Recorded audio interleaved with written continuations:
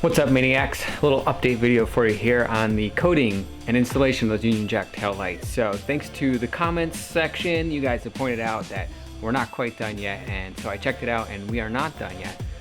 So the issue is that when you have both the brake light and the blinker on, the brake light takes priority over the blinker, and we need it to be the opposite.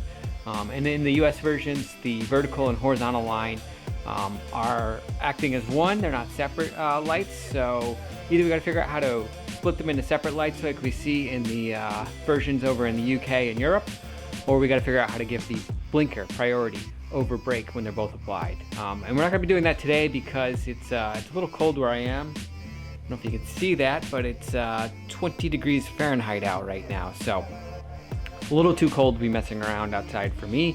So we're not going to do that today. I'm going to try and get some other coating videos up in the very near future while I work on trying to figure out how to solve this either with beamer coat or Carly or something else. So if you know the solution, leave it in the comments below. Otherwise, just pay attention for an update video coming soon, hopefully, with a resolution to that problem. So yeah, that's it for this one, just a quick update. That's why the comment section is so important. So please leave comments down below on anything else you see. And yeah, don't forget to wave. We'll see you in the next one.